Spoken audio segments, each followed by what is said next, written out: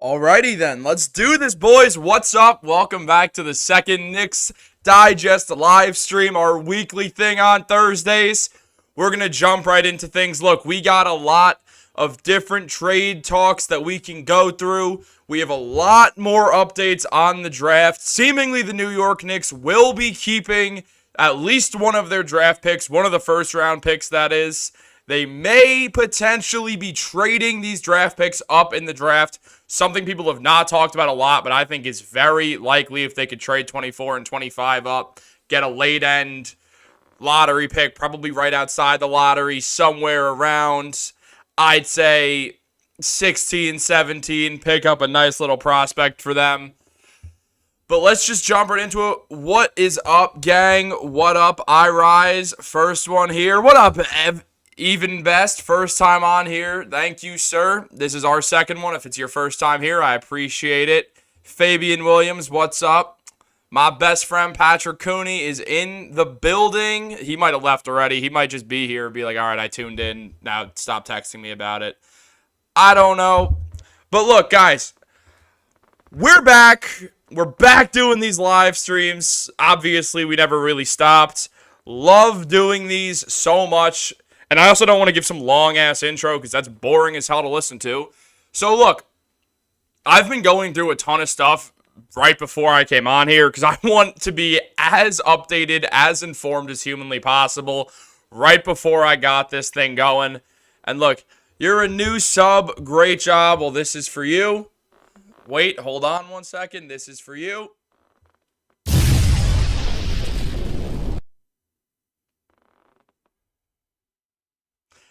Let's get us some super chats in here. Make me some money if y'all got it. If y'all are rich, or if you guys have rich parents you could steal from, make me some money. If not, if you're just on that grind, hustling like me, young, in my 20s, like my guy Pat here. Someone find my boy Pat an apartment. He's looking. But look, I'm sorry, Pat. But look, the New York Knicks, they've done a lot of different trade stuff. Yeah, the Nets are better at being irrelevant. That's facts. You never got that. Fabian, you want one? Let me know if you want one, Fabian. I'll give you one. But look, the New York Knicks, there's been a lot of news about the draft in a row. Like, we saw a ton of stuff like, oh, the Knicks are certainly trading 24 and 25. There's no doubt about it. You don't kiss on the first date. Well, okay. Okay. Cool. Good for you, even. Hopefully that strategy is working out for you fruitfully. But look, honestly, I kind of think with the Knicks, I'm trying to stay on topic the best I can, and y'all are just having fun in the chat, which I love way more. I won't lie. Fabian, if you want one, let me know. I'll throw a super chat your way. I'll throw you an animation. What you want? What you want? Do we still have this one? Do we still have this one? Oh, wait, no, that one's gone. There's one I want to put on, but I don't know where it is on my board here. So I'm just going to push random buttons for a second. You're married with 3 kids. Congratulations, man. That is tremendous news. Hope the kids are well.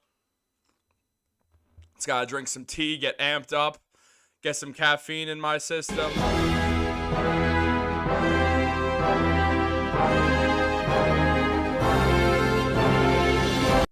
Get some precious propaganda in our system. But look, I honestly think, and if you guys agree with this or just want to talk about something else, feel free to, let's just go right into that instead. But look, what I'm thinking with the Knicks, with the fact that we're looking, Noah Clowney clears the Knicks, okay, maybe the Nets should have given him consistent minutes considering he could shoot and block shots, but the Nets are stupid, as we all know. But I think the news that the Knicks, first we're going to trade 24 and 25 almost certainly. And now it seems like there's a lot of reports from Ian Begley that they're looking on keeping it. I have to burp. I honestly think that what we're looking at, I think the Knicks are going to trade up. Like, I genuinely think, because it's weird. It's weird to get reports where it's like, oh, the Knicks are going to make a draft pick this year, right after the news that, oh, the Knicks are going to trade 24 and 25. I don't think they're talking about the 38th pick. Also, Ryan Dunn did do a workout for the Knicks. He's already signed to CAA. And what I honestly think is that I kind of think the Celtics are going to win. I know that we would get pick 30, but I'm banking on the Celtics winning. Regardless, I think the Knicks trade up. Like, they're going to look. there's a chance the Knicks actually do want Zach Edey, from what I've seen, and the Raptors will take him 19th overall. I guarantee you that. The Raptors want to find a reason to trade Pirtle. They're going to take Zach Edey unless everyone's least favorite GM, Masai Ujiri, outside of maybe Danny Ainge. Masai did get us OG. I just can't get over that. And clap for this, please. I hate the Knicks, and I don't care who knows it. It was the weirdest thing in the world. But we need a center because Robinson is done here too, injury prone. Something I've said is honestly, I think that with Mitch and that one, that's why I think if they trade up, you can draft a higher level center. Now, I know a lot of you guys are fans of Kel'el Ware from last time, and I'd love the pick. He can block shots. He can hit his threes. It's one of those players that you wonder why he can block shots and hit threes, and then sort of not go higher in a bad draft, which does worry me. But what I do think is that with the Knicks and what they're planning on doing, it would make sense to trade up to 16 or 17 and look for big guys, maybe a few, I don't know, just a few tiers higher on the list. I kind of want to check Tankathon here, but I don't feel like it. Guys, what prospects do y'all like if they replace Mitchell Robinson? It might have to happen. Like, if you want to repay Hartenstein, there's a real world where they're just going to have to repay Hartenstein. Like, there's just nothing you can do about it. They're just going to pay, Hartenstein. I honestly don't see a world where they don't offer him as much money as they can if Hartenstein's like, hey, look, great, the sun's in my eyes, that's lovely. If the Knicks were like, hey, look, we want to keep you, and Hartenstein's like, okay, well, we got an offer for 4 years, $90 million from OKC. Do you really think Hartenstein's going to stick around for 4 years and $72.5 million if he can get a really big offer? Like, with him, Claxton, and Valanciunas being the only starting level centers on the market, one of those three is going to get paid. I don't think it's Jonas Valanciunas. I think he's actually going to get paid not that much at all. So that kind of leads to, like, I don't know, probably just leads to either Claxton or Hartenstein getting paid. I agree. Markkanen's not a great fit. He can't create his own shot. And Danny Ainge is going to hold him to a crazy value. Just something absolutely absurd anyway. So it's like, I find it hard to believe that trade Mitch because he's injury prone, Knicks fans. I think you got cut off there, Mike, on what you were saying. But with Mitch, I love Mitch. He's honestly probably my favorite Knick on the team. I understand that he's not the best player, but he's funny and he's just good. He's entertaining. Like, I've never seen someone make offensive rebounding so entertaining before until, obviously, Mitchell Robinson came in and just made it just hilarious how he could body starting level NBA centers. He gave Embiid hell. I want to just run it back. Like what LNU said, I want to run it back. Like, more than anything, if you can make a smaller move, you can make it. The one problem is this is the last year of cap flexibility that the Knicks have until for a while, honestly, because Brunson's probably going to take the smaller extension, because if he takes the smaller extension this year, it gives the Knicks more flexibility when he's in his prime to make a championship team around him. But it also does a lot more. It means that in 4 years from now, in 5 years from now, when Brunson's 32 years old and still probably in his prime, but probably won't be in his prime until 37, he can sign a 5-year mega deal with the Knicks and be getting paid around $80 million per year. So it will make him more money in the future if he actually takes that extension this summer, which people don't talk about. Next, as Jimmy Butler said, Josh Hart means nothing to him. If he was playing Boston, would be at home. New York would damn sure be at home. Well, that's just factually untrue, but okay. Well, bro didn't watch Knicks basketball, or just as someone who I think he might be. I might know who that is. But, yeah, no, we're keeping OG Sherwin. There's just no way we don't. It would be kind of weird to see OG not stay around. the fact that Sam Rose is his agent means so much. Like, it's honestly just Camby was a lightweight. Camby was so really good at blocking shots. I really think that the Knicks are just going to give OG that $40 million deal, but it's not going to be 40 per year. It's going to be ridden with incentives, because if you throw incentives his way, then, and like on the court incentives, like stay on the court for X amount of games, do this, play X amount of minutes, get stuff like that, a certain points level, something that ensures that Anunoby is going to be on the court. Like, because that's the only thing that you can do. You can't just give him $40 million straight up for a guy who has missed a good amount of games in his NBA career. If you look at what OG Anunoby has done over the course of his career, he's clearly a great player. He clearly impacts winning to an insane level. If OG were healthy, the Knicks would have ran through Indiana in Game 7. But he wasn't, and that's fine. It happens, but it does make you think, all right, with all these injuries, with the fact that you came to the Knicks, balled out for a month, had the team looking great with you there, and now you're losing some momentum, like you're getting injured, you have an elbow thing, it turns into elbow surgery, you're missing a ton of time, you come back for 3 games, and your elbow starts hurting again, and then you miss more time, and just being on and off the court, mainly off the court, then I honestly think OG is not going to get a contract that's just guaranteed money. It's going to be incentivized with a lot of different stuff. I was like, yo, who the hell just said they wore this exact shirt? Well, it's my college roommate. Yo, Matt, you ready for Jets Digest up in here? Yo, actually, I have actually a football, basketball mashup question.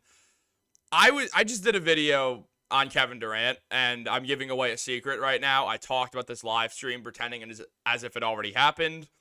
In case you guys don't know, there's times where we record videos that we know are going to drop the next day, and I wanted to mention the live stream, and I knew how this live stream was going to go. Like most live streams, it's like, hey, let's talk about this, and then in a fun way that I honestly love happens, it kind of just veers off into its own thing. And I'll give a little preview. I mentioned if the Knicks traded for Kevin Durant, and say they did, it would be eerily similar to when the New York Jets got Aaron Rodgers, in the sense that you take this young team and you add in a veteran who's obviously worrisome health-wise, especially now after Aaron Rodgers also tore his Achilles. Do you watch college or high school basketball? Who is he talking to? If the Knicks can't make a big trade, just draft those 24th and 25th picks. They're going to move one. If they can't make a big trade, they're going to move one of them as a deferral, or they're just going to move up. Like, they're just going to swap 24 and 25. If they see a guy that they know won't be there, they have Walt Parent at the helm of drafting. Walt Parent is a draft guru. Or Keyshawn Johnson. Evan, what'd you say? Laurie. Oh, it's okay. I got you. I'm a Jets fan too. Yes, sir. I'm a Jets fan. I'm a weird combo, dude. I'm Knicks, Yankees, Jets. I don't know why I'm that combo. Ask my dad. I just followed whatever teams that he rooted for. So Knicks, Yankees, Jets it is. I disagree because Durant wouldn't have the shot calling power. That's a fair point. Kevin Durant wouldn't be the face of the team the way that, despite the fact that, you know, Rodgers isn't the best player on the Jets, it is his team. So that's fair. It's a fair point. Yeah, sir. Jets Nation. Mike, just because of that, I'll give you a super chat.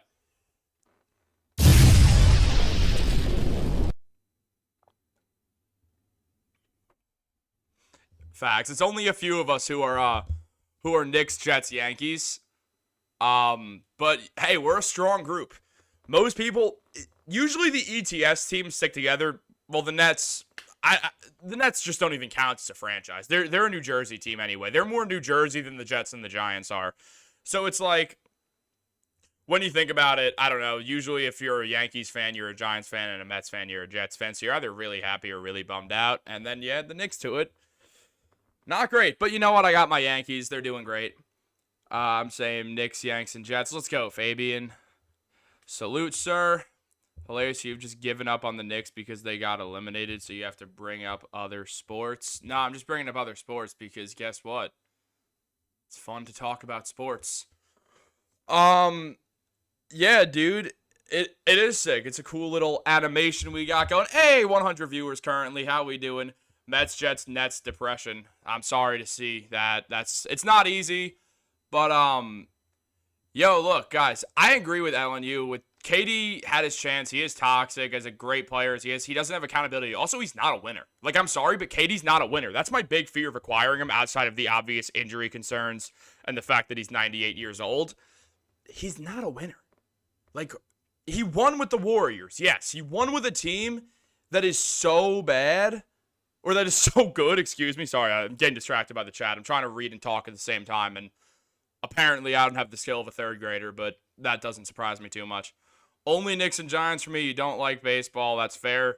Baseball's very hit or miss. I honestly like, and I don't know how much of this I should be saying because I'm going to start Yankees Digest in literal days. I find it hard to watch a baseball game if I'm not in person. It's just a lot less fun. I want to be there. I want to experience the atmosphere, have that breeze of being in the upper deck because I'm not rich at all. So just get that upper deck breeze. You drink, you know. Yes, sir. Knicks, Yankees, Jets Digest. Obviously, Knicks Digest, we're up doing our thing. Thank you guys for 6 grand subscribers. It's insane. Honestly, when I started, we had like 1.2. And I was like, damn, I never thought I'd have a YouTube channel with over 1,000 subscribers. That's kind of weird. And honestly, what happened is you look at the way this channel's grown. It's been so crazy, dude. Joseph Patterson. Oh, my God. Long-time subscriber. You're the dude. At our price, the only way I get... At our price is the only way I get KD. Joe, what's the trade? What's your price for KD? Just because I like Joe Patterson. He's cool. We're also going to get on Yankees and Jets Digest in a moment. And in a moment, I mean Yankees in literally a week's time and Jets probably in a month, maybe a month and a half. Stay tuned. All right, guys. Who we want in the draft? Who are we going for in free agency? How many snaps till Aaron Rodgers got hurt? Big 4, but he'll be back. If Ryan Dunn had any offense, he'd be a lottery pick. That's facts, but he doesn't. And, I mean, that defense alone, that experience, Tibbs is going to be a fan of him. You have to know that Tibbs is going to be a fan of Ryan Dunn. When you look at Ryan Dunn, when you look at what he can do for this team, you have to just take that risk on him. 3 firsts and bogey. Yeah, that's fair. Like, look, Durant's 95. He's so old. He's about to go into season 18. It's kind of hard to imagine that he's healthy. No, this year. Oh, this year. Okay. Maybe 5. Let's hope for 5. Where will KD play with the Knicks? The unfortunate truth is the only way to acquire Kevin Durant is trading Julius Randle. And do you really want to do that? I think Julius fits well with this team. I really do. Dunn really is a smaller OG. He absolutely is. Like, Ryan Dunn's game is so similar to OG's with that defense. He can guard basically every position that's not a center. Apparently, OG can guard centers, but Ryan can guard the 1 to the 4. He's strong. I like the idea of Ryan Dunn with the Knicks. People do not give Tibbs the credit he deserves for being a guy who can really, really develop talent super well. Like, I don't know how this hasn't been viewed or really noticed yet, but so many players who have played for Tibbs have had their best season under Tibbs or their coming out season. Like, Brunson's coming out party was in Dallas, don't get me wrong. But it's not like everyone's like, oh, he's a superstar. 2 years into New York, especially after this year, everyone's like, yeah, there's no real argument that Brunson's not a top 10 NBA player. I think he'd be the best player on one of these 2 championship teams. Obviously not the Mavericks.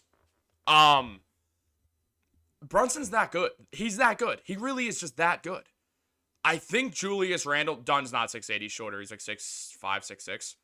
But he can still back up OG at the 3, 4, whatever, with Josh Hart also on the bench. Ryan Dunn's a guy who you can draft, and day one, you can put him in there for 9, 10 minutes a game as your 9th man. You absolutely can. No, Dunn's shorter than OG. He's more of a wing than OG is. OG's more of a forward. There's decent players in the draft you get outside of the top 10, outside the top 12 that aren't even mentioned. The thing is with this draft and most drafts, when you see that a draft is bad, when people start saying, oh, this draft sucks, no one outside the top 10 gets noticed. No one outside the lottery gets noticed. Like, the most popular name outside of the top 5 is Matas Buzelis, and I definitely botched his name, but it's because he was initially viewed as a guy who'd be a top 3 pick, but he just didn't have it. I mean, Brunson is a guy with super high IQ. I always say the reason why Brunson is as good as he is because of his IQ. When you look at the way that he sees the game, he doesn't miss a beat ever. Like, he never misses anything on the court. And this isn't a perfect comparison. I think the two best comparisons you can make is a modern day Chris Paul, because Brunson's not doing it with athleticism. He's doing it with a mix of agility and IQ, and he's small. He's literally said on the podcast today that he's 6'1", and I'm fine with running it back, honestly. I rise. What Michael Parker said, we need Zach Edey. That's why I'm saying they might trade up 24 and 25. Like, the fact that there's news coming out that, hey, they're not trading their picks right after there was news of, hey, the Knicks are going to trade 24 and 25. It makes you think they're going to move up in the draft. Like, that would be a logical explanation to this. KD is a perfect fit on this roster. I agree. It gives him shot creation. It gives him better shot creation than Julius. And he's a better player than Randall, but if you got to pick 2 years of KD when he might be injured or 10 more years of Randall and 5, 6 of them in his prime, you might want to keep that window open a little longer. I think a good comp is a shorter Harden. Shorter Harden makes some sense there also. Brunson said growing up he emulated Steve Nash. That was his guy.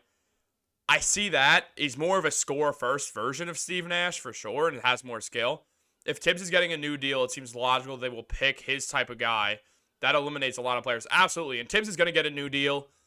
He's probably going to be a top 3 paid coach in basketball. Well, here's the thing. The Lakers, it looks like they're going to offer Dan Hurley 5 years, $80 million to coach the Lakers. And then KD is the true missing piece for a championship. Bridges don't make us a champion.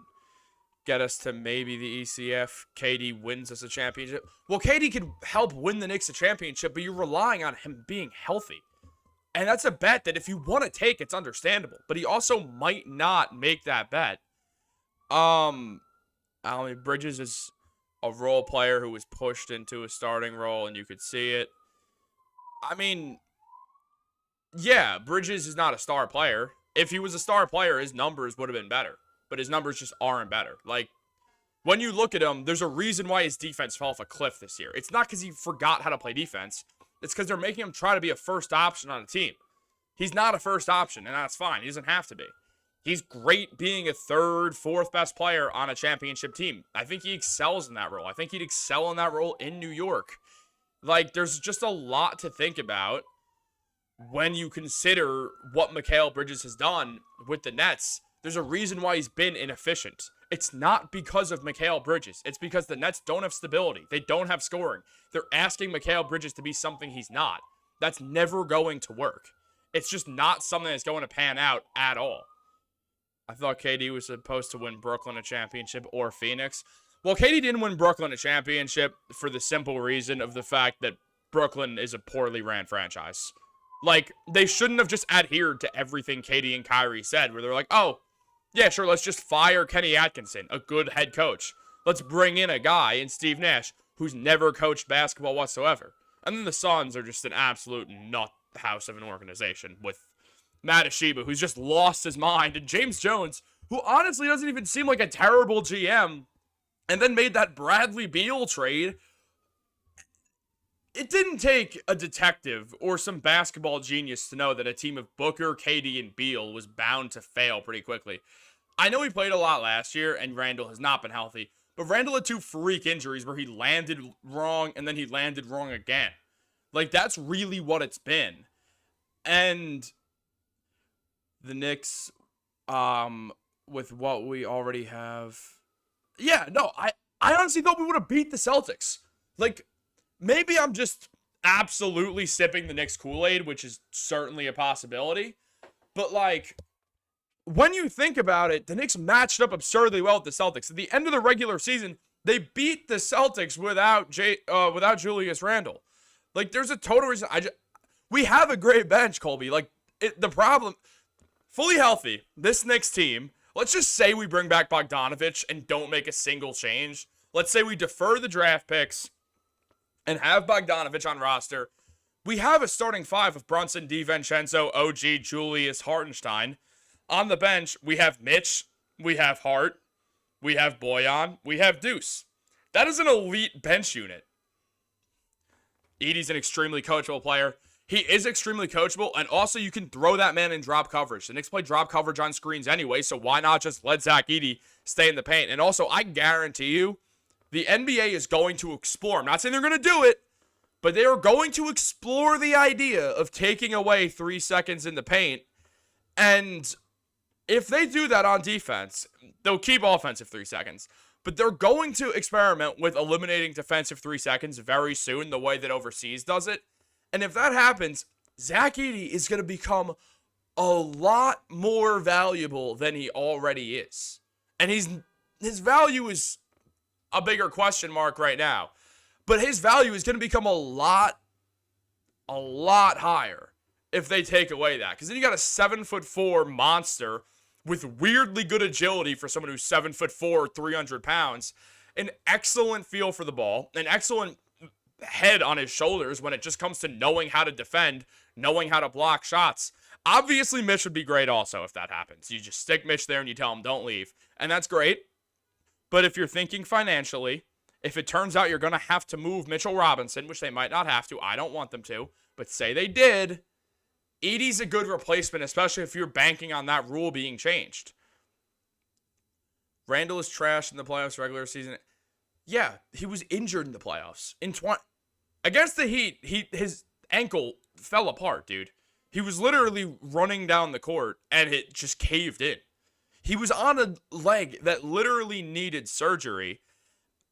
And then against the Hawks, yeah, he just played terribly. Like, he was probably exhausted. The Hawks game planned him well, and Julius just did not play well. It's not the most shocking thing that Randle had a bad first round in the playoffs. Edey's a cheaper version of Mitch. See, that's the thing. He kind of is. He's bigger, and it might not work out because Mitch is a way better athlete.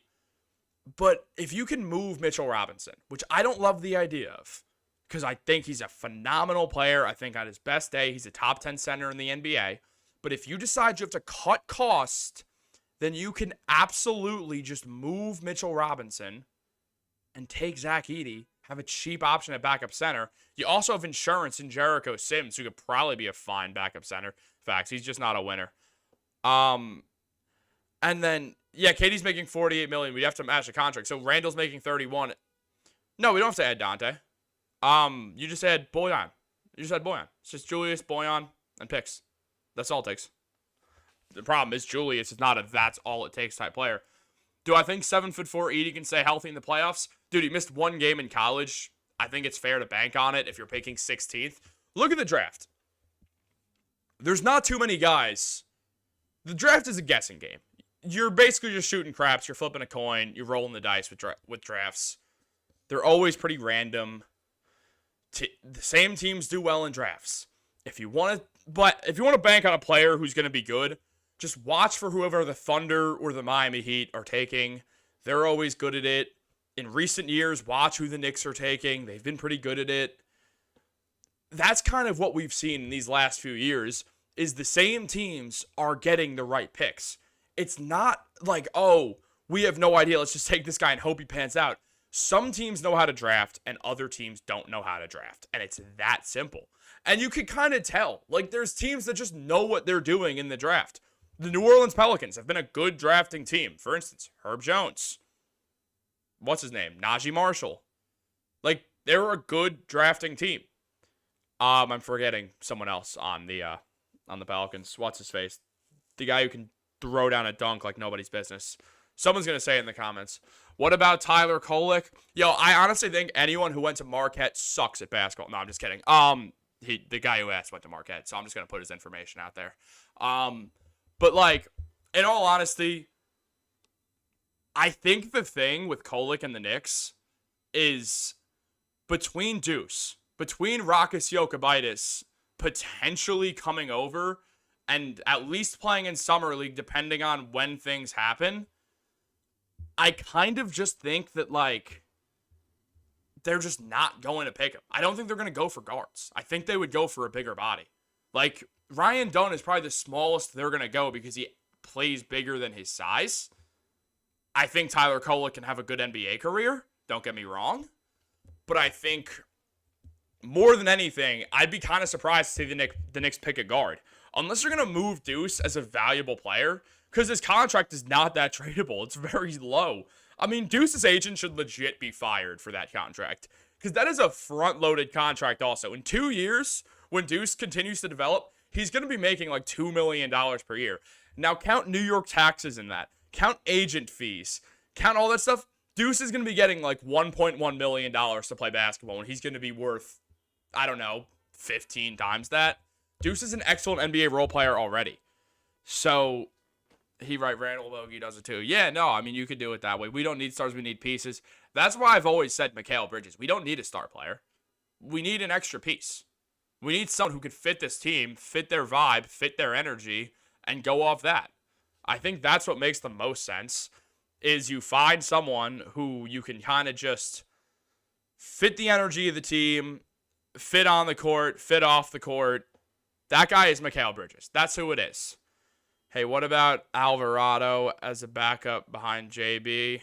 He's unrestricted and might not. Well, he's a New Yorker. Again, another thing. Say the Knicks want to trade Deuce. There's contracts and there's trades, or there's not contracts, but there's trades in the world where you decide, all right, well, let's give him Deuce McBride because people want him.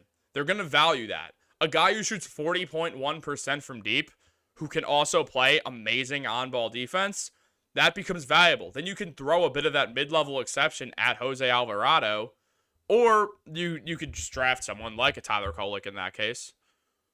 Would we want a guy like TJ McConnell? Again, it's the similar thing. I would love TJ McConnell. I've been a massive fan of TJ for years. I think he's an elite defender. He's an excellent playmaker. I felt this way for a while about the guy. He's good he'd be better if he's playing 15 minutes a night also. You just get him to go really hard for 15 minutes, then he burns out. Alvarado is a Tibbs guy, but I would give up Deuce for him. I mean, understandably so, but like what I'm saying is they wouldn't give up Deuce for that. They'd give up Deuce if they're trying to make a trade for someone and a team finds Deuce valuable. Because it's not like Deuce has a contract. Deuce can play off the ball if need be. He can. Like, Deuce can definitely be an off-the-ball player. I kind of like Deuce off the ball better than I like him on the ball, personally. Edey's biggest hurdle will be not fouling out. Absolutely. And with time, you figure that one out for the most part. Most players are able to figure out how to not foul out. There's way more fouls in the NBA than college, but the NBA is trying to crack down on fouls a little bit more, which is beautiful to see. 'Cause I don't know how you guys feel, but it's rough to just watch free throws all the time. I'm just going to inherently, when I see a player shooting free throws, especially if it's not on the Knicks, I'm just going to go like, all right, I guess I'll scroll through Instagram for 4.5 seconds, and then it'll be over, and then I'll get back to it. I'll be like, oh, yeah, I'm sorry, I just can't watch a free throw battle all night. I understand why people didn't like watching James Harden back in the day. It makes sense to me, honestly. Deuce at shooting guard.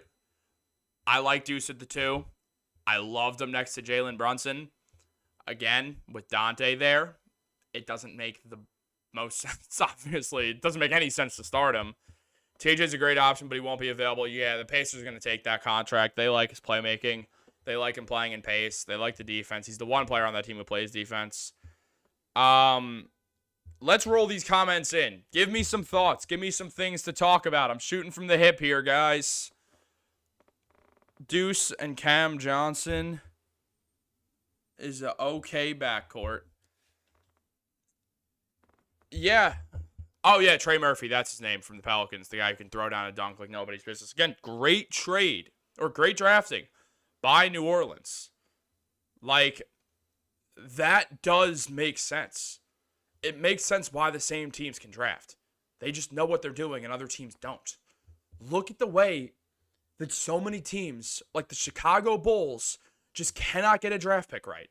Look at the way that some teams, like the Brooklyn Nets, just cannot get a draft pick right. Like, Derek Whitehead did nothing last season. Noah Clowney did nothing last season. It's the same thing where it's like, it's just teams either know how to draft or they don't.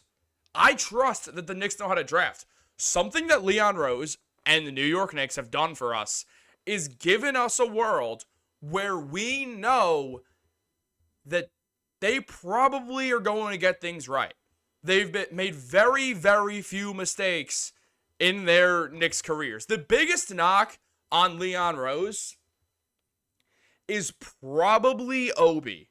Now, the Knicks were going to trade Julius at the deadline. That was the whole plan, was to trade Julius the following deadline and move ahead with Obi. But then, when you look at it,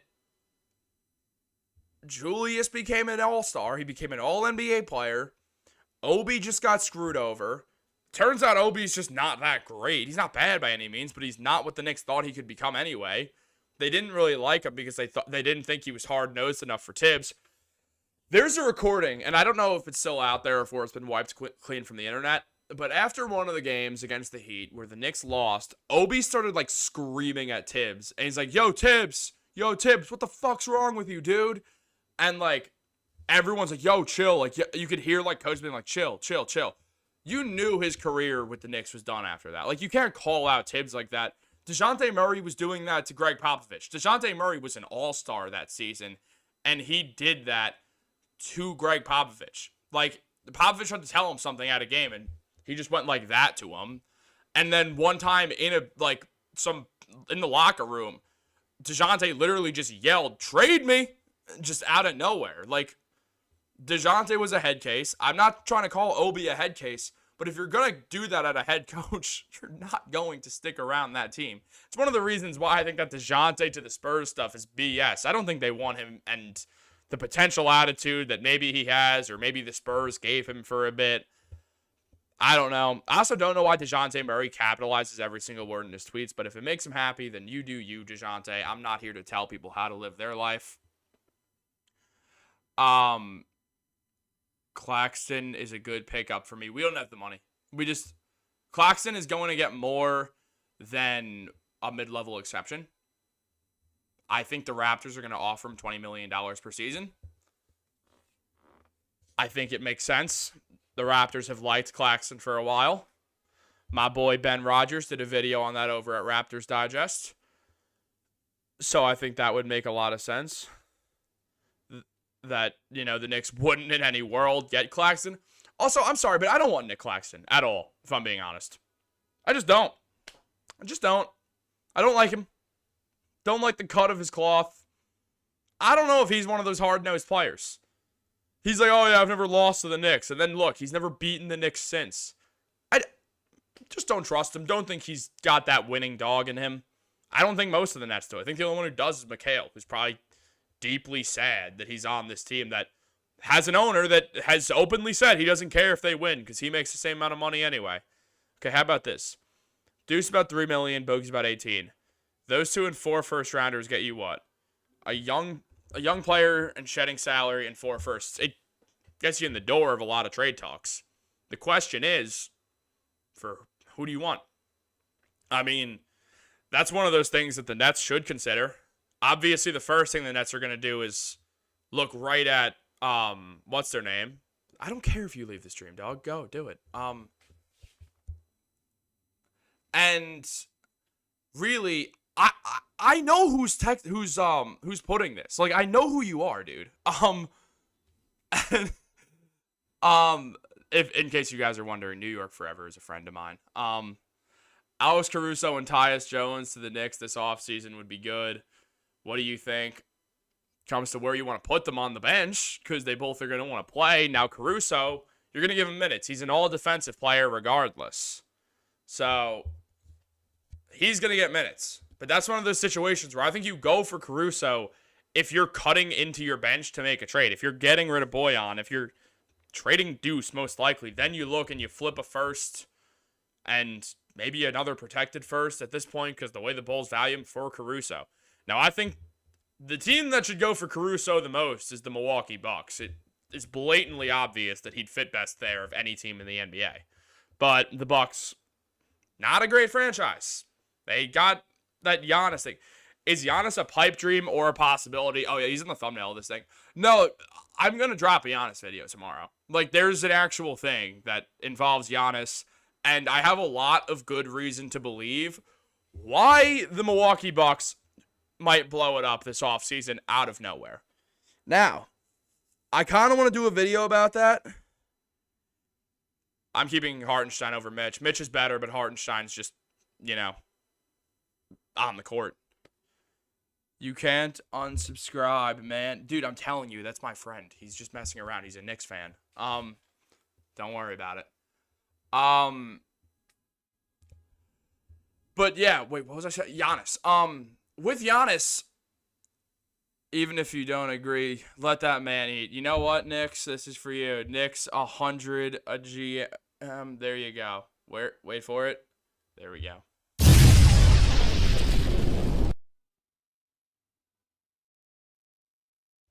We're the New York Knicks. Say, go New York, go New York, go. But yeah, look, honestly, I think the Bucks, if they're gonna want to blow it up and get value back, it's gonna be a lot easier this year. There's way more teams with tradable contracts. You're banking on trading Dame, and Dame has 1 year left on his deal, so Dame can just walk next summer. If he chooses, he can just leave, and you get nothing back for him. The Bucks going to do some soul searching this summer. They're going to wonder. 2 first-round exits in a row due to injuries. Both times, Giannis was also hurt. Middleton's dealt with injuries. Dame's dealt with injuries for the last few years now. There's a real world where they blow it up. And in that case, the Knicks are looking for a Giannis-level talent with their draft picks. I put that on a McHale video the other day. That might have been yesterday, dude. Honestly, the way I make these videos, if you refer any video to me like, oh yeah, this is the title with our titles, and I don't make the titles. I'm just in front of the microphone. I don't do that much of the behind the scenes stuff. Except I weirdly do hire for Digest Media. So as I said last time, send over your applications. Go on LinkedIn, look up me. You'll see a photo of me in a button down. My arms are crossed like this, kind of. It was a college graduation photo, long story short, and I was a college student. It was a Saturday morning. I went out that Friday night. I had to wake up at 8 for my photo and drive to campus. I was not feeling my best. But then I had an egg and cheese sandwich, rallied. It was all good. It was all good. Because I have to tell you guys about my social life. How old is Dame? Dame's 34. Dame's 34 years old. He's smaller. He has a ton of mileage on him. Remember, Dame was not always just that three-point shooting phenomenon that we've seen now. He used to be a high flyer. He used to run into that paint with reckless abandon. He's gotten a lot of wear and tear on that body. He had that abdominal issue for a year that he didn't get fixed. He hurt his Achilles. Dame was fouled for having a top 5 without his... That's facts. That's facts. That's crazy. Like, yeah, if I'm Giannis, I'm like, are you kidding me, bro? Like, first of all, Giannis is top 5. Like, he just is. Well, right now he's top 5. I'd say Giannis is 3rd. You got to give Luka the nod as of right now, because Giannis hasn't done that much since they won the championship. But outside of that championship run, the Bucks have been a wild disappointment in the Giannis era. And they won a championship because Giannis put up a tremendous series and closeout game 6. One of the greatest closeout games in NBA history. Yeah, no, Dame he did the dunk contest, he did the three-point contest in the same year. He also did the rookie challenge or the rookie sophomore game. He might have been in the All-Star game also, if I'm not mistaken. That one I got to look up. But no, with Giannis, like, if they want to move Dame, they have to move him now, and they're not going to get back what they gave for him. They're just not going to. People know that Dame is struggling to stay healthy. This year, he hurt his Achilles. Achilles and 34 years old with a point guard is red flag city. Now, you think about what they could do if they don't trade him, if they don't trade Giannis, and then you let Dame walk somewhere else to some team that has money or can work out a sign and trade, and then you're going to have to trade Giannis. Because remember, Giannis basically said, I'm going to leave if this team doesn't get better. He said it to the media. Giannis is not joking around. He will leave the Bucks. Where's the second biggest Greek population outside of Greece? New York City, baby. Also, the Knicks are an enticing market. If Giannis wins him a championship, he's forever immortalized. And I have no idea what an adductor injury... Isn't that... I'm not going to say... I'm not going to mention that online. I don't know. I don't know what do I look like? A doctor? Who the hell do you think I am, dude? Would I trade Randle to get Giannis? Hell yes, dude. Look, I love Julius Randle more than most people do. I'm a huge fan of Julius. I think he's got a great vibe. I think he's very good for the culture. I would trade Julius for Giannis. You move Julius, you add Mitch to that. Those contracts work out. You might play Giannis at the 5. Giannis is really good at off-ball defense. That's why he won Defensive Player of the Year, is his off-ball defense. You might put Giannis at the 5, man. I think that could work. You get a start... I guess you could also look for, that's where drafting Khalil Ware comes in. You can mold him into a starter. Would I trade Brunson for Giannis? No. Brunson's younger, less injury concerns. Giannis is better, don't get me wrong. But you just can't do that. It's such a bad look for the franchise. If Ja Morant has another off year, do you think the Grizzlies aren't trading him? I mean, look, Ja came back for 5 games this year and was absolutely phenomenal. I don't think they're going to move him at all. I think it'd be fun. But also, Ja and Brunson are on-ball players. People did forget how good Ja Morant is, though. Like, they definitely forgot how good Ja Morant is at basketball. And I'm looking forward to seeing his battles with Brunson. I think the Grizzlies are going to be real good next year. They need a big man. I'm going to say it now. What are you going to say? Problem with Giannis is he can't shoot. Well, that's the thing. You either play Giannis at the 4 and get a stretch big back, or you make Giannis a center. And I don't know who you add at the 4 in that case. You got what? You got Brunson, still DiVincenzo. You got OG. You either get a 4 who can just be a pure... I mean, if you could find a way to get Dean Wade, he would fit tremendously with that team. Great on-ball defender, excellent three-point shooter. Is Giannis better than JB? Yeah, I'd say Giannis is the second or third best player in the NBA. I think the top 3, and you could put Giannis at 1 here, honestly. You could put any of them at 1. I think the top 3 are going to be Jokic, Giannis, and Luka right now. Yeah, absolutely, James. They're not trading him unless they got Ja and 5 picks. Giannis is not better than Brunson. Brunson is a 3-dimensional player, pass, score, defend. Yeah, look, but Giannis won a championship and has been a perennial MVP candidate. I'm not ready to say Brunson's better than him. I hope he gets better than him. I do, obviously. And I think if the Knicks traded for Giannis, it'd still more be built around Brunson with Giannis there. The same way that, and this is a stretch, the same way that the Showtime Lakers were kind of built around Magic, but Kareem was there. Ja is not better than Jalen Brunson, dude. No, sirree, he is not. Yes, Dame did play in the dunk contest, the rookie-sophomore game, the three-point contest, and the All-Star game. He's the only player in history to do all 4, if I'm not mistaken. He's a killer. Why hasn't Giannis done it yet? Giannis hasn't shut down Brunson, so you can stop that.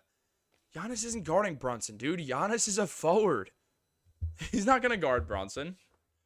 Look, Giannis and Brunson are 2 of the top 3 players in the Eastern Conference with Joel Embiid. Now, if you want to say Brunson's better than Joel Embiid, you can make that argument because Brunson just beat him. But with Giannis, I don't know. I think it matters on next year. Maybe, who knows? Maybe we just see Brunson take another leap. Ja's more athletic than Brunson. No, he absolutely is more athletic than Brunson. He's not better at the sport of basketball than Brunson, though, when you think about it. He's a killer. Giannis is dominant on both ends. That's facts. Yeah, no, Ja was great. Holy voice crack. Ja was great. MVP candidate, age 22. Won most improved player for some reason. It should have went to his teammate, Desmond Bane, but that depends. It is what it is. No one can shut down Brunson. No one can shut down Brunson. So where would you rank Brunson then, even best? I'll say your full name while I drink some water.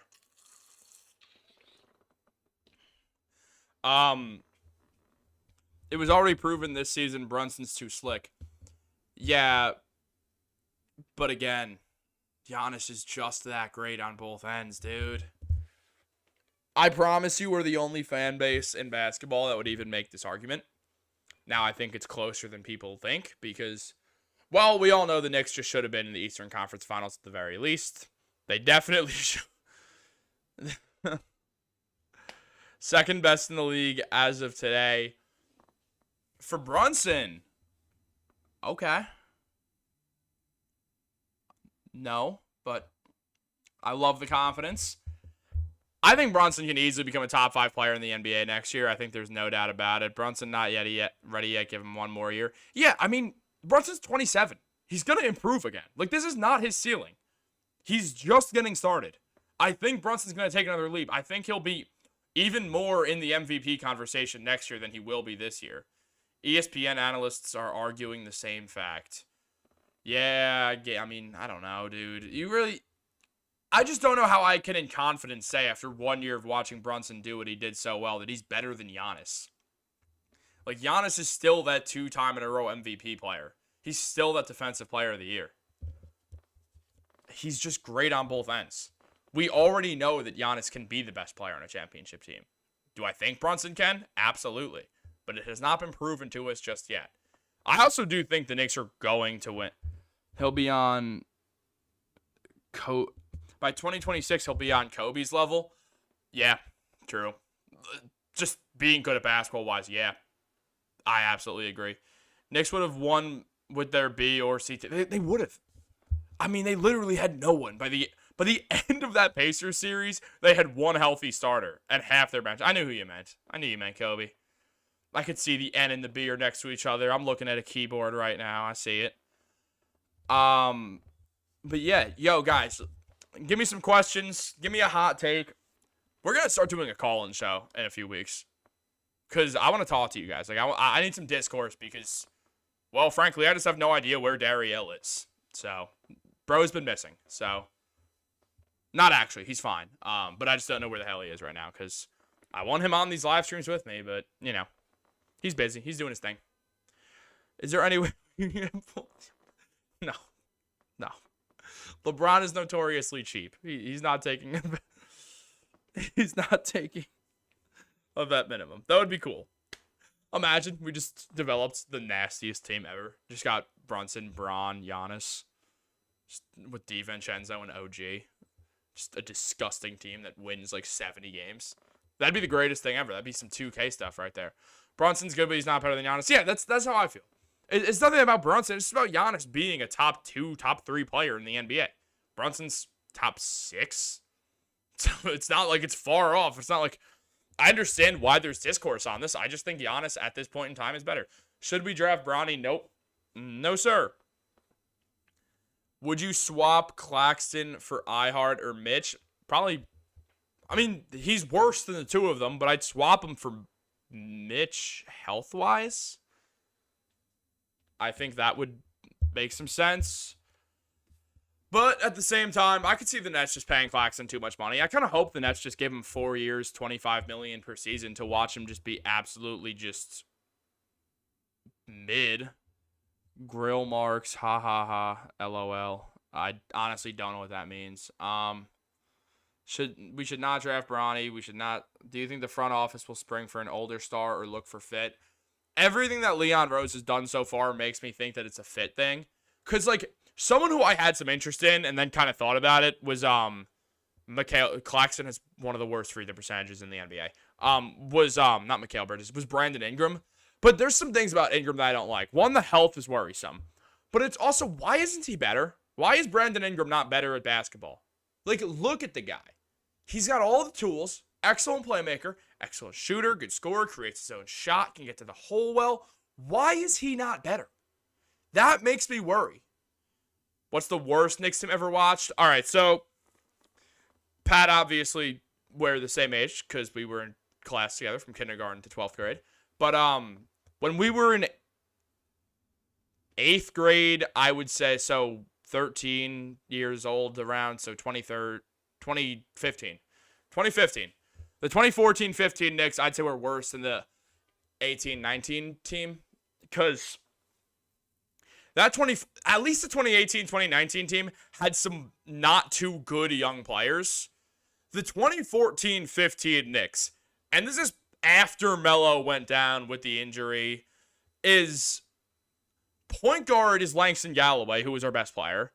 Shooting guard was, by the mid-post deadline part, was Alexei Shved, who actually was a solid NBA player. I don't know how he fell out of the league, because that man could shoot the lights out of a basketball. Small forward, we had Lance Thomas. Power forward, we had Lou Odmanson. And at center, we had Jason Smith. Like, it was just a bunch of random players. Like, it was just no one good. I appreciate that, Irise. Knowledge and organizational structure. I appreciate it, bro. But, like, also, I'm jealous. Those 90s Knicks teams are probably fun. Yo, Evan, what's the most similar thing between the 93-94 Knicks and this team 30 years later? But also that 2018-2019 team sucked. By the end of the year, we're starting, Dennis Smith Jr., who we got in the Porzingis trade. We got, who was our shooting guard? Damian Dotson, who actually could hit threes. Like, again, these were guys who were solid enough players. No surprise, KD didn't come here. Small forward, Kevin Knox. Power forward, Noah Vonleh. Center, Mitch. But Mitch was coming off the bench. Fizdale was like, nah, we're gonna put Mitch off the bench because he's better somehow off that way. And for some reason, Mitch was better off the bench. I don't know why. Makes no sense, but he just was. And Mitch was our best player that season. We were starting Taj Gibson on some terrible team. Physical game, bumping for rebounds, and frustrating defense. I mean, it's the making of winning teams. And like the 93-94 Knicks, this Knicks team should have went to the finals. Yo, like, it must have been rough, like, when you were a 94 Knicks fan. Especially if you're like me and you weren't even... Wow. That's crazy, Iraz. You're the bro, though. It's all right. Like, when you're watching those 93-94 Knicks teams, they're dominating the NBA. You get past the Bulls, and albeit Jordan's not there, but still, the Bulls were a stacked-up team. I'm not trying to push some anti-Michael Jordan narrative right here, but Michael Jordan was blessed with excellent basketball teams his entire career that mattered, so not the Wizards. I understand they weren't great at first, but once he really got going, I mean, to bring in Pippen, you had Horace Grant in the first run, like prior to Rodman and stuff. You just had this stacked-up team that even without him, was winning all the games, was doing great, took the Knicks to 7. The Knicks won by the skin of their teeth. They won that. Facts, dude. I know my stuff. I spent way too much time in high school doing nothing but learning about basketball. And you know what? It paid off. They won a whole month now. Dude, I mean, Pat Riley, excellent coach. That Knicks team was great. They finally beat Chicago. As much as it would have felt a lot better probably to, beat Michael Jordan in the process. Win's a win. Michael Jordan was off, secretly suspended, or just playing for the White Sox for no reason. And I guess the White Sox, double-A team, I want to say? And then you look at things, and they go up against a Rockets team that is great. There's a reason why they won both those championships when Jordan was away. I know Jordan came back, but he was rusty and then choked that ball away and lost to the Magic. But Hakeem just consumed Ewing that series. Like, Hakeem, arguably the greatest low block defender in basketball history. Arguably. Because there is. You can't deny that there's an argument that Kareem's the best low block defender ever. He just had Ewing's number. It didn't help that John Starks, hit the side of the backboard and then went 0 for 11. But, going up 3-2, being at home. I think it was at home, right? Someone correct me if I'm wrong. This was 7 years before I was alive. After re-signing OG and iHeart, yeah, look, I think the solace in Hakeem killing the Knicks in 94 is that he then went and just beat the pants off Shaq also. And, Shaq is I think we can all agree is the most dominant force in modern basketball history. The only guy more dominant than him was Wilt, who played, I hate the played against Plumbers thing, but he played before there was a three-point line. He played when being 7 feet tall, you were a circus freak. Given you had still 6'10 guys and stuff, and, well, the Knicks played Wilt without their starting center, and, well, Wilt had a lot of points. We'll say that. He had a lot. 14-0 record in March, finishing first place in the Atlantic, 57-25. And then, yeah, you finally get that chance at the Bulls. You beat them. Go to the finals. Not sure about Ewing. He held his own versus Hakeem. Stats say otherwise. That's why I said that. Look, again, I wasn't there. I can easily be wrong. But the stats said Hakeem was much better. And again, I know stats don't tell the whole story. I just wasn't there. So I can only rely on stats. Outside Pippen and Rodman, Jordan teams weren't that good. Yeah, I mean, obviously, he's a top 2 player. Could be first. I'm not saying LeBron's certainly better than him. I think you can argue either one, and I think either one is fair. But they were great. There was a reason why those Bulls teams were still great without Jordan. Hakeem's post moves and post playmaker opened up the floor for Kenny Smith. Dude, every time I think of Kenny Smith, I think of that time when they were doing that roast that TNT was hosting. And the guy who was like hosting it, whose name I forget, but he's, looks like not even a real human being, said Kenny Smith sounds like the name Charles Barkley would give to a cop. And that's just like all my brain goes to. Rockets defense killed y'all. All right, after re-signing, we're gonna take this back into an era that I can remember, which is this year. Hopefully I remember this year.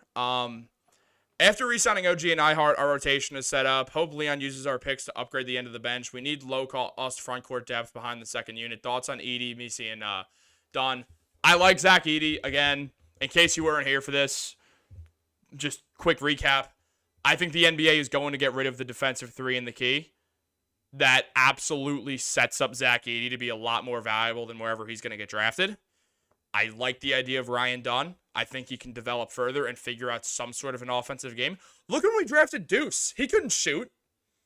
You can fix a jump shot. You can absolutely fix a jump shot.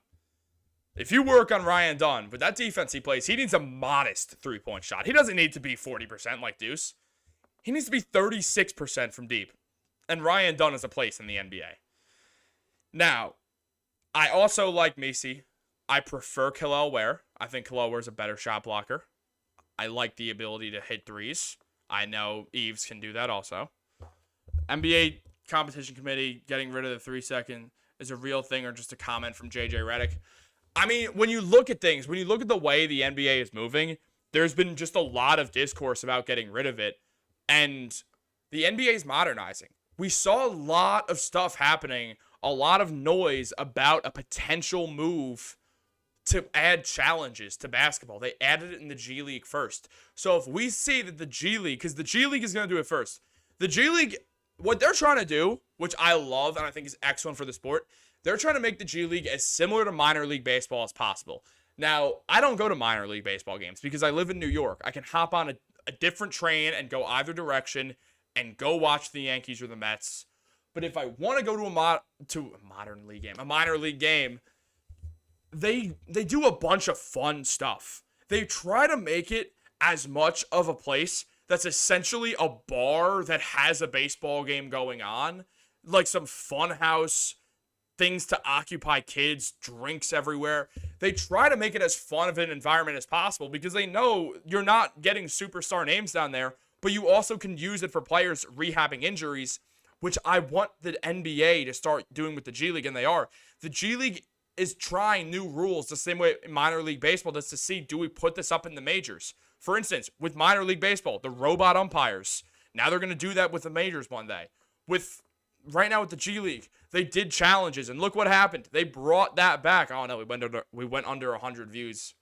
We're an hour away from the NBA Finals. I'm contending with ABC right now, but there's not NBA and TNT. You know what? I'm going to fully believe in myself that I am better than NBA. That's not NBA and TNT. Why? Because I'm biased towards myself. Edey, first team in the East is Embiid, would be his welcome. Yeah, I mean, Joel Embiid would torch him because Joel Embiid's one of the best players in the NBA. Hakeem's post moves and post playmaker opened up the floor for Kenny's. Okay, I already saw that. I'm reading through old comments. Comments are slowing down a bit. Oh, we're back up. We're back up on the views. Let's go. Guys, post some questions. Let's see. What do I have connected right now? No, never mind. It's nothing interesting. I should have added some. Next time we do this, what I'm going to do is once we do a call-in show, I'm going to start, like, because we're going to do them a lot, I'm going to start, like, making games for y'all. Okay, that's honestly a fair reason to root for the Celtics. The reason I'm rooting for the Celtics is very simple. I bet on the Celtics to win the finals. I got some bets going on here. Guys, let me ask y'all, what's the plan for your bets that if you're a betting man like me or a betting woman? There might be like 2-3 women watching this at some point. Maybe my mom will watch it. She watches my videos. But I threw the series to go over 5 games. Like, I think it's going to be a 6 or 7 game series. I just think it's very fair to believe. I also think Boston's going to win games 1, 3, 5, and 6. And if that hits, then I make a lot of money. And I have Boston winning 4-2. That's what I believe. What platform is the call-in show going to... It's going to be on YouTube. I'm just going to get, like, a number that's not mine. Because I'm not putting my phone number out online. That seems like a bad idea. Yes, Embiid lit up Wemby. Yeah, remember when Embiid looked at Wemby? He just looks right at him. And, like, it's like... And then just torches him. Dude, the Spurs were on the bad end of a lot of historic games. Like Brunson going for, 61? Dude, I wasn't even home. I was so upset. I always miss these great games. I missed Melo's 62-point game. I missed Brunson's 61-point game because I was at a Drake concert with my friends. But honestly, that Drake concert was really fun. So it was kind of worth it. I could always just throw on League Pass and go watch that Brunson 61-point performance. Not even the WNBA. I don't know what that means, James Lee. But yeah, look. We're over an hour. We're probably going to keep this going for 10, 15 more minutes, then pack it up. Get ready for some NBA Finals action. Give y'all some time to do whatever the hell y'all got to do with your lives. I assume it's kind of important. But we're not in just yet. Scotty, Cade, Schengen will make all-star leaps and lead their teams to the playoffs or play-in. I don't think the Pistons are good enough, even when Cade makes that leap. And I've been a massive Cade supporter. I think that he's got it. The athleticism's a little worrisome, but look at Luka. I think Cade's got it like that. What will help the Spurs get over the hump? Do you think Trae is going over there? I think the Hawks are going to keep Trae Young. I'd bet on that. I think the Spurs, are going to draft Rob Dillingham. They picked 4th overall. I thought they were going to draft Nikola Topic, but in case you didn't hear, Nikola Topic, partially torn ACL. So that's going to make his stock drop a lot. I think that Topic, if he's available at 10, the Utah Jazz should draft him because I don't like Keontae George as a point guard. I think he's more of a 2 guard. Ain't no way a Drake concert was more fun than watching Brunson drop 61. I didn't say that it was more fun, but, you're hanging out with your friends. You're in an arena. Drake's pretty cool. I'm not even the biggest Drake fan, though. Like, that's the thing. Like, if it were someone I liked better, that would have helped. Well, that might get Tobias Harris. I just don't think... I think they're drafting Rob Dillingham. Or I don't know what you're saying what to, because I've said a lot of things. I'm sorry, even. I know you've been awesome, but it's also like sometimes it's tough. Who is a capable second option? Meanwhile, Ivy, they have Ivy and Duren and Ausar. Yeah, they do, but Ivy, I think, is going to get moved. I don't see why the Pistons, who clearly don't love Jaden Ivey, and Monty Williams clearly doesn't like Jaden Ivey, I don't see why they don't just trade him and, like, salary filler. They don't even need salary filler. They have a ton of open slots for, like, Zach LaVine and, like, a protected first or something. Like, you can probably get that. You eat Zach LaVine's contract. You get a guy who, in theory, can create from the perimeter to help Cade. Then you also go in to a situation where you got, like, a few different options. And then you can actually, like, work with that. Instead of just having to have the Bulls eat LaVine's contract, the Bulls can get something valuable for it. The Pistons certainly can get something valuable for it. Like, what if Zach LaVine gets better? And you only have to give up Jaden Ivey. The Pistons beat the Nets recently. No, I think the Pistons have a bunch of good young players. It's not that. I think Jalen Duren is an excellent center. It's one of the reasons why I'm kind of confident the Knicks are going to keep Hartenstein. It's just, there's only so many people who are going to give, like, huge money to Hartenstein. And that's really, it's just the Thunder. Like, that's the only team I could see doing it. Maybe the Spurs want to do it, but that'd be weird. The Pistons deserved to beat the Knicks too. No, they didn't. That wasn't a foul. Devo did not foul him. I swear. That was so funny. Like, on Brunson and Har's podcast, the roommates, like, they were literally making fun of DiVincenzo for just absolutely tackling Ausar Thompson. And the Pistons were so mad. And then we got bailed out though, because that was what, a game or two after Brunson gets called for the most egregious foul against Aaron Holiday, throwing up a prayer. We were owed. And the Pistons, it didn't matter anyway if they were going to do anything good or not. So it's like, I just can't really be bothered to, like, really give too much of a shit about that whatsoever. They need a better coach, and then the Pistons will be competitive. Well, Monty Williams doesn't care about coaching the Pistons. He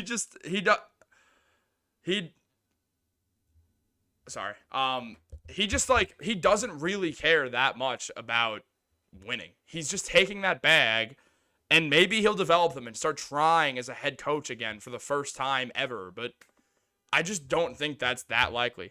Oh yeah, Evan kicked the ball. Dude, that was so funny. But yeah, Embiid has experience and incredible post moves. What do you guys are getting into your own thing? Have you ever seen Edey play? He's a low post threat. He will make Embiid a 3-point shooter. He has an almost 7'11" wingspan. Yeah, but also Edey's gonna end up in the air because Joel Embiid's just that good. I think Edey will develop and become one of those guys who can definitely guard who can guard Joel, but I think it will take time. And I was gonna look something up. I'm trying to find something. Knicks. There's something I want to look up and talk to you guys about before we head out and go watch some NBA Finals basketball. So we're going to do that real quick. How we doing here, guys? We good? Still over 100 viewers in here. We love it. Over 1,000 views overall. I appreciate that so much, y'all, but we're not going to head out just yet. We're just going to talk some quick trades before we leave. It's going to be a little bit of a rapid fire action if that works for y'all, and if it doesn't, well, you know. Look, I'm going through this Bleacher Report article right now talking about the Knicks' dream trade target. It's Mikal Bridges. Basically, the whole rundown is the Knicks, they want that type of player. They want a guy who will work for it, who will be in that grind. DeJounte Murray for Bojan Bogdanovic expiring. Sims and picks, it's possible. I don't love the idea of DeJounte Murray on this team. Are we really going to move Dante DiVincenzo to the bench for DeJounte Murray? Like, in what world does that make a ton of sense, guys? Like, I don't think it's even DeJounte being the worst player in the world or something. I just think that when you look at his play style, he clearly needs to be a point guard. His best basketball all season is when he was a point guard. Are we really going to move him out of that one spot to have him as a 2 while DiVincenzo goes on the bench? We know that DeJounte is not coming off the bench anyway. Great channel. Thank you so much, Even Best. You're the dog. All right. I'm going through Knicks Bleacher Report real quick. I'm going to fire some stuff at you from our NBA analysts. So, look, guys, what are we thinking? Is Jimmy Butler a realistic target for the New York Knicks? I kind of don't think at all because Pat Riley and all that. Like, when you look at what Pat Riley's done, he hates the Knicks. He's not going to go out there and help the Knicks out and give them a winning player. That would be absolutely ridiculous to do. To give them some sort of winning player like Jimmy Butler to make Tibbs happy, I just don't see that as a real option. What do you guys think? Give me some comments. Would you guys even like to see Jimmy Butler, given the fact that if we had to get him, we'd have to give like 6 firsts and Bojan Bogdanovic's expiring contract? Like, realistically. Also, trade ideas for teams not in the NBA Finals. So, we're also going to check in what BR believes about that. You guys have any views? No, we have a leader. We need pieces. Well, even best you're responding, so I guess we're just going to have some discourse till other people join in on the convo. Or, well, just when I end this thing in a little bit. Now, again, if you look at things, most places that we see trades coming out is going to involve Mikal Bridges. It's just the way things are right now. People know Mikal wants to be on the Knicks. People know that the Knicks want Mikal Bridges. But the Knicks value a player of higher talent more than Mikal Bridges, which is something that has to be noted. Like, I just kind of think that when you look at what the Knicks are going for, they would prefer to go for a Mikal or for a Giannis-level player than Mikal Bridges. Like, I don't know if it's the right move. Have a great night, great chat. Gotta put the kids to bed. Thank you, bro. We're gonna head out in like 5 minutes anyway. How long have we been on? We've been on 1 minute 17. Yeah, we're going to head out in a few minutes. Guys, any last questions that we want to run through real quick? I will gladly help that out. Wow. I'm just looking at stuff right now, guys. People steal our video titles all the time. It's crazy. It's crazy. We live in a crazy world, dude. People take Nets are not trading. That's the thing. They're not. The Nets are too salty. So, who does that leave? It leaves a Giannis, it leaves Devin Booker. Do we really think Devin Booker is going to request a trade this soon into making the finals in 2021? I just don't see how likely that is. So then you go and you look at someone like Giannis. And as we said earlier, it's only if the Bucks blow that up.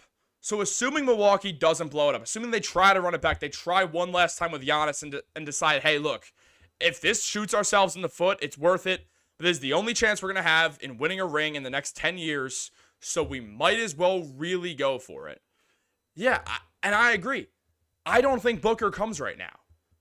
Yes, sir, the owner is looking to rebuild. He wants picks. The Bucks owner or the Suns owner? Matasheba? Or are you talking about the Nets? Because Joe Tsai basically said, oh yeah, we want to build from the bottom up. That's how good teams build. Then why did we trade all the picks for James Harden, Brooklyn? Look at me.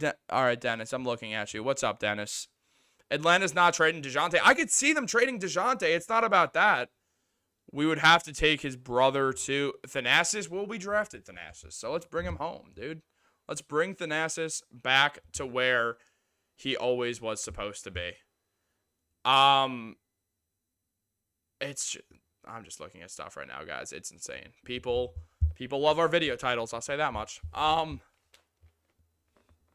Look, I don't mind if we move all of our picks for Devin Booker. I don't mind if we do that.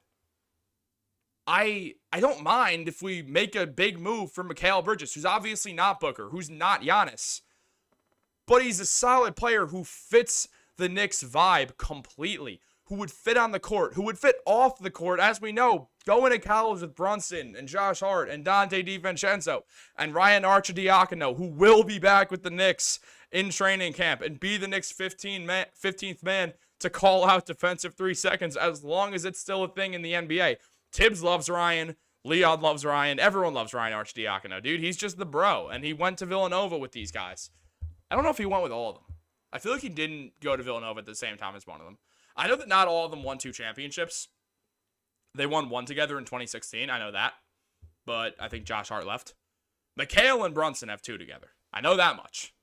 So they gotta team up, win one, and get that three-peat, or not really a three-peat, but get those 3 rings together. 2 in Villanova, 1 in New York. But it's just hard to imagine the Nets are going to move them to the Knicks. They're such a salty organization that they failed miserably with Durant and Irving and Harden. And now they're watching as their ploy to take over New York just absolutely fell and crashed and burned and was terrible. That account, Nets Daily, posted a photo called "We'll Own This Place Soon," and it's just the Manhattan skyline, and he deleted it because of how much crap he got for it once the Nets obviously crashed and burned, which is not hard to see coming when you put 3 egomaniacs on the same team together who all want to shoot the goddamn ball. Like, it's not too surprising. I curse way more on here than I do in videos. It's the fact that I can't go back and restart. Like, if I'm going to say something, it's going to be out there for the world to see. The Knicks would be the team to draft the Nassus. Dude, that was the old regime, and they did. We posted this rookie photo of him, and he's, like, doing some crazy dunk, and everyone's like, oh, it's the Greek Freak Part 2, and instead it's just the guy who has a podcast called The Thanalysis, which honestly is a tremendous name. But, yo, if you're watching Giannis Antetokounmpo's podcast, damn. Better man than me. PG for Randall and Hart and 2 picks. Do you mean Josh Hart? No.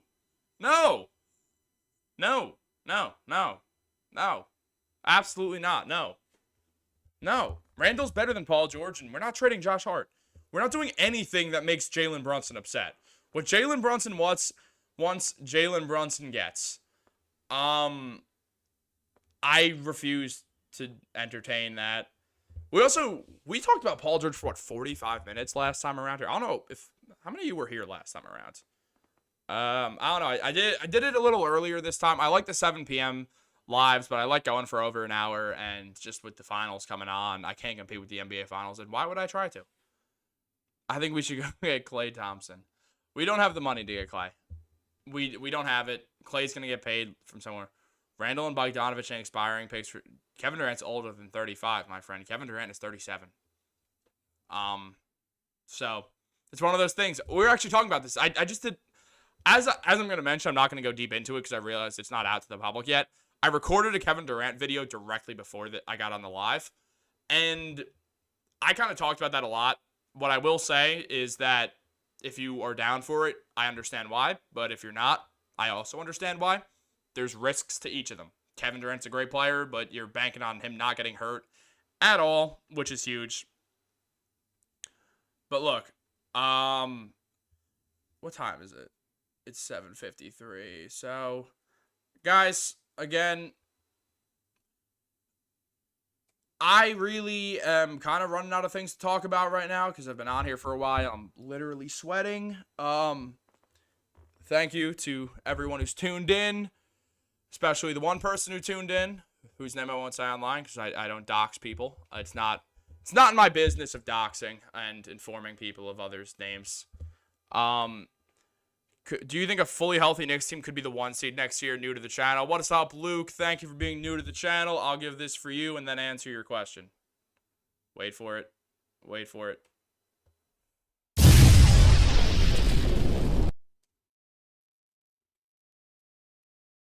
There you go, Luke. Thank you so much for joining in on the channel.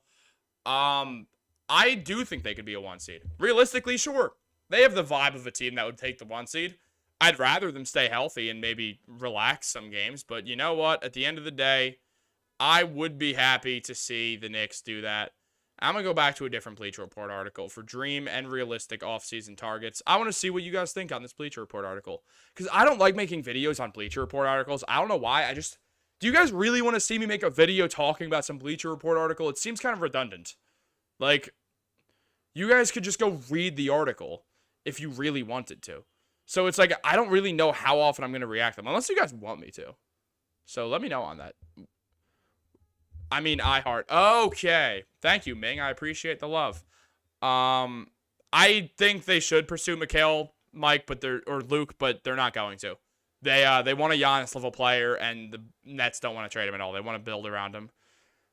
And it popped up into my head. I'm not sure how this would match up. Mitch and Bogey for maybe a pick, and maybe a pick for Caruso. Dude, I don't want Vucevic nowhere near this team, dude. I don't want him anywhere near this team. I don't want that contract. If you got to take that Vuce contract, even if you're taking Caruso, I want us getting the pick. We're giving them an expiring contract and a draft pick with Mitch for someone as bad as Vuce, just so we can get Caruso. I don't like that one. No offense. Also, I think the Bulls would be getting too much money in return. I think it's like a $10 million difference because Mitch makes $16 million. Boyan makes 20, Vooch makes 20, and Caruso makes 9. So, yeah, there's a $7 million difference. The Knicks would have to add in the Obi Toppin trade exception, to do so. PG for Boyan and Hartenstein. Well, Hartenstein's a free agent, so you can't add multiple players in the trade into sign-on trades anymore. They took that away. So it just becomes impossible to do. The way we get Paul George is Paul George opts into his player option this year, tells the Clippers he wants them to trade him to us. The Clippers and the Knicks work out a deal, and we would get a better end of that deal because Paul George has already said he's going to leave. And when you do that, then you get someone like you add in. I mean, do those contracts? Again, you're gonna have to add like that Obi Toppin trade exception. You might have to add a little bit more too, and then also probably a first, and then maybe a protected first, like one top 5 protected pick, and then one lottery protected first, or maybe the Bucks first, or like the Pistons protected one, and then a Knicks like top 5 protected pick in like 2025 would probably get it done. Something like that, I'd have to say. Probably could do things right. And a realistic target for the Knicks on Bleacher Report says DeMar DeRozan. How do we feel about DeMar DeRozan, y'all? How are we feeling? Real quick before we head out. I want to know about DeMar DeRozan. We got anything there? Because when you look at it, the Knicks have the best market. DeRozan adds the shot creation the Knicks want. But, I mean, I'd like him off the bench, but it's DeMar. He deserves better than that. Like, honestly. I think there's better options for DeMar. I don't know how realistic that is. And then dream targets, according to Bleacher Report, Joel Embiid, Giannis, Paul George, Devin Booker, Mikal, and Donovan Mitchell. The only guy that we haven't talked about on the stream that much about trading for, we're actually 2 guys. We have not really discussed Donovan, which we'll do next time around. We'll do a Donovan one, and we'll do a Joel Embiid one. We'll talk about both those guys at some point down the line. Obviously, look, we're going to have to do some trade speculation. It's the offseason. We need to have fun. KD's 35. KD is not 35 years old. He's older than that. Kevin Durant's 35 years old. I'm stupid. Guys, this just in. Chris from Knicks Digest is a dumbass. Where's that Charles Barkley thing? I'm a dumbass. That's me right now, bro. Whoops. That's a realization. Thought he was way older. I don't know why. I knew he got drafted in 2007. But still, 35? He was that young when he went to the Nets? Dude, that's unbelievable. He just has such an old man vibe. Like, maybe, it's because he's going into year 17. That's why he was just in year 17. That's why. DeRozan would be deadly for us. I'd love him on the bench. It's just he deserves better. DeMar would make it. Oh, no, DeMar's a free agent. So if DeMar's down to use that non-taxpayer mid-level exception for $12.9 million, then we're completely good to go. He deserved better. He ain't a top 100 player ever. Well, yeah, but still, like, he's a good player still. I just don't see that being the best offer he gets. I heard last year the Knicks and Clippers, yes, they were. So there was a lot of talks about RJ and also a lot of picks in exchange for Paul George. And Leon's like, no, I don't want to trade all my picks for Paul George with RJ Barrett. I'd look at them as separate entities unless it's for a massive trade. And so that kind of cooled talks off. But the Knicks clearly have a level of interest. The Sixers have more interest. The Knicks are more focused on getting back OG and Hartenstein more than anything. I'd like Trey Murphy a lot off the bench. Solid role player in the NBA. Clippers were serious until the draft. Yeah, like that happened. Brandon Ingram, I could see, but doesn't really play defense. And he should be better at offense than he is. Like, it's definitely worrisome. He didn't shoot the ball too well. I'd like Joel Embiid if they could get him, but it seems like that's not going to happen with the rivalry. And the Sixers think they have something, which is fair, so I don't think they're going to. They're definitely going to be aggressive this summer. Daryl Morey's not trading Embiid in the same division, though. He'd trade him to the West, like all the way out of the conference, not just the division. And then you look at Giannis, who we talked about, and Paul George and Devin Booker, who I don't think it's moved this year, and Donovan Mitchell. I think something surprising will happen this offseason. I'll definitely do a video where I'm like struggling to speak because I'm like, what? What just happened? Like stuff like that, where I'm just having like a spaz attack on the on the internet. So that'd be nice. But guys, also we've been going for an hour and a half, so I actually do have to wrap this up. Just hit my thighs as us men do when we're like, well, time to go home. Do I think Paul George goes to the Pacers? I think Paul George is going to stay in LA. He's from there. I'd say it's the overwhelming favorite that he sticks around. I think personally the Knicks should run it back next year, not with the exact same roster, but it would ruin the team chemistry. And I would like to run it back, but if they got to make a trade, they got to do it this summer with the way that finances go. But guys, thank you so much for tuning in. Do you guys want to see this more often than once a week? I can do more than once a week. Like, I can do twice a week. I just feel like once a week is a good thing. It's a nice Thursday activity. Makes the day a little less mundane. Gives me something to look forward to doing. I love interacting with you guys. So I could definitely get this going a little bit more. I'll definitely keep it going. I feel like I had something else to say. If you guys, I'll make a few videos for you over the weekend. I like to take a little bit of weekend time off from filming. I do a lot for this channel, dude. So I kind of let Dariel handle the weekends more. So tune in for his videos. Tell him that he should go to the Knicks because he's a former professional basketball player in Mexico. There's tons of speculation that PG leaves the West to go East. I think if he did, he'd go to the Sixers. Personally, I think that makes more sense. We have OG. We don't need DeRozan. Well, they're very different players, but I don't think DeRozan fits in the starting lineup as well as the rest of the Knicks do. Maybe if something happened. The only way I trade Randall is for Giannis. That's fair. I feel like, yeah, they run it back. You can just add in a rookie, move that boy on tradable contract for a different one if you feel like it, or just keep Boyan on the bench, hold him hostage as a tradable contract, the same thing the Knicks did with Fournier. I'm fine with that too. Or just play bogey. Develop the rookie for a year. It's not going to be an early pick rookie. You can keep him on the bench. Oh my God, my hairline looks crazy right now. Randall and Bogdanovich are expiring in picks. No. I like Julius better than Jeremy Grant. And Anthony Simons, like, it'd be nice to have Anthony Simons. It would. Don't get me wrong. But, I don't know. I don't think that's the big trade we need to make, if you ask me. I got the Celtics. Oh, Porzingis coming off the bench game 1 of the finals. That's interesting. Yeah, no, Porzingis coming off the bench. I just kind of think the Celtics, it's inevitable this year. I just think it's inevitable that the Boston Celtics get it done. I hope. Now I kind of hope they do because I gambled and I bet on them. So I don't like the Mavs either, dude. Like, it's rough. Like, I don't want to see the Mavs win. I don't like the Mavs fans. They're annoying. Outside of Marcel and Mavs Digest, they're cool. But, like, follow Marcel Martin and Mavs Digest online. I am losing energy, guys. Thank you all for tuning in. We're going to get back to usual timing. 7 p.m. live streams on Thursdays will almost always be the move. That'll be the default. If anything is to happen where we're going to change the time, I will make a community post about it.